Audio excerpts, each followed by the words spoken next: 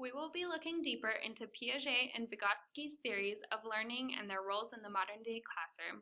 While watching this presentation, keep in mind this question. How could a teacher's assumption about a student's cognitive ability impact their learning in the classroom? Jean Piaget developed his theory of cognitive development in order to describe the child learning process. Piaget believed that children undergo 4 stages of cognitive development. These stages include the sensory motor, pre-operational, concrete operational, and formal operational stages. Piaget also developed the idea of schemes, which describe the mental categories in which students store information that they perceive and/or experience. The first stage, sensory motor, occurs between infancy and age 2.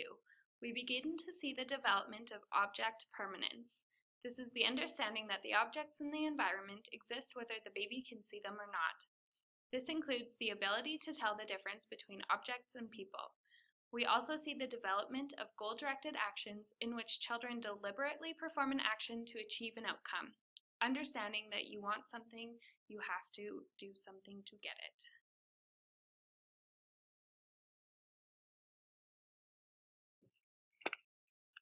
Peekaboo! Peekaboo!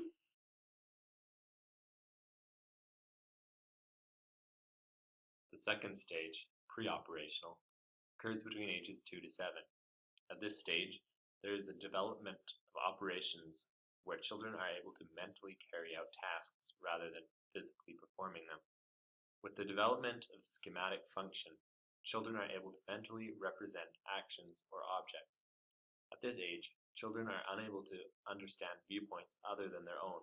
They are also unable to understand more than one aspect of a situation at a time, also known as decentering.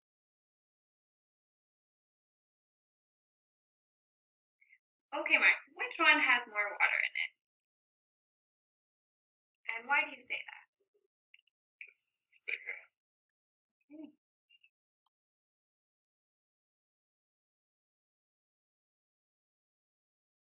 The third stage, concrete operational, occurs between ages 7 to 11. Concrete operations are developed at this stage.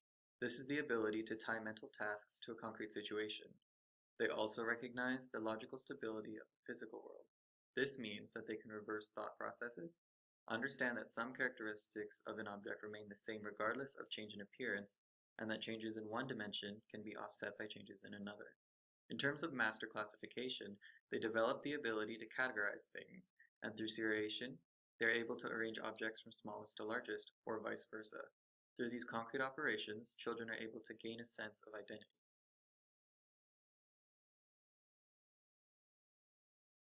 Hey, Mark, has the amount of water changed from here to here? No. And why do you say that? Well, it looks like there's less because that's lower, but this one's narrower, so less volume. Okay, now, has the amount of water changed from here to here? No.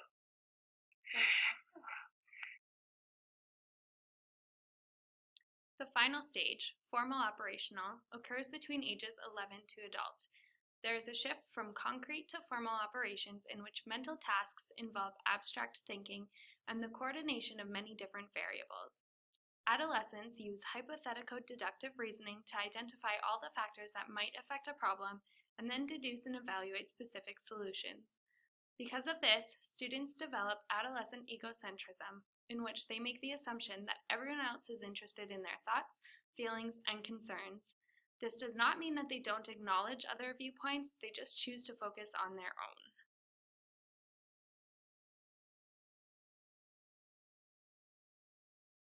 You had 3 eyes. Where would you put your third eye?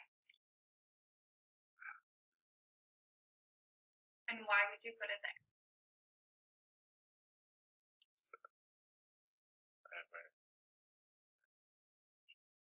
Had a third eye. Where would you put it? I would put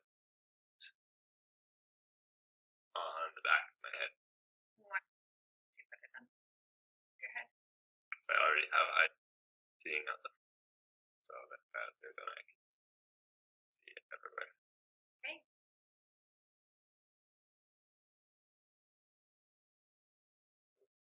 Summed up, Piaget's theory can be classified as active learning, which focuses on self-constructed knowledge. The assumption is that students incorporate their experiences into schemes and are solely responsible for their own learning.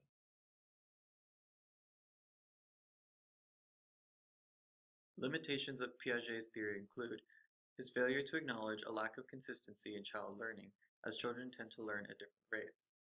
Another failure is the compartmentalization of development through stages, as learning tends to be more continuous. He also underestimated the ability of children at younger ages.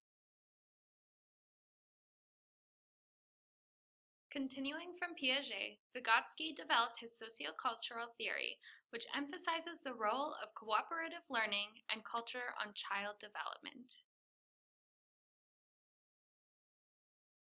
One of Vygotsky's most important ideas is the zone of proximal development. Within the zone of proximal development, there is a stage when the student is comfortable with their learning but lack challenge. In the next stage, the child is pushed to their full potential. However, if they are pushed too far, they will find themselves in a stage of excessive difficulty where they will be discouraged to learn. Through the zone of proximal development, Vygotsky developed scaffolding. This process of teaching begins with a low-risk activity in which students are invited to engage with their learning without the fear of failure. Teachers then gradually increase the difficulty of the students' work in order to push students to their full potential. Ultimately, there's a goal that the teacher has that they want their students to achieve.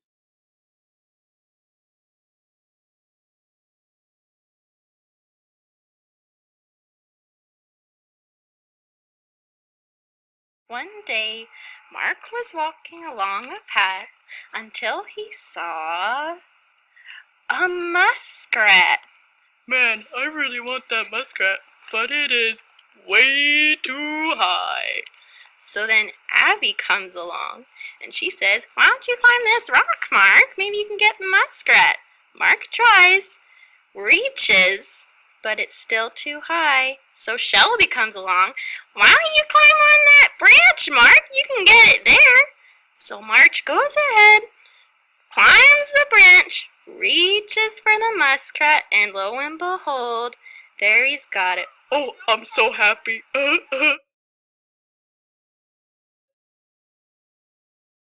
Vygotsky also believed in collaborative learning. This involves children learning from peers, teachers, and parents. Children also learn through the observation of those around them and from the culture in their communities.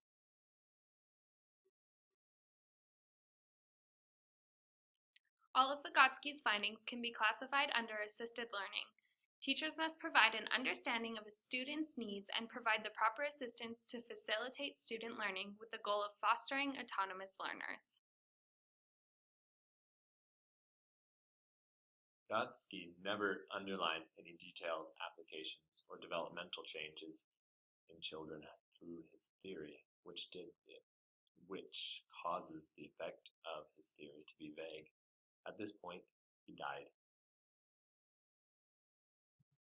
These theories can be found in the modern-day classroom. Here are some examples of ways they can be implemented. Having concrete props and visual aids in the classroom and while teaching, using short instruction and supplementing with actions. Do not expect students to see the world from someone else's point of view. Be sensitive that students may have multiple definitions for things, different definitions for the same thing, or expect others to understand their invented ideas. Give lots of hands-on practice and provide diverse experiences and differentiation. When applying Vygotsky in the classroom, provide a strong social collaborative environment and ensure the zone of proximal development is guiding curriculum and lesson planning. Put learning in a meaningful context, i.e., why are they learning and how can it be applied? Relate students' out-of-school experiences to their in-school experiences.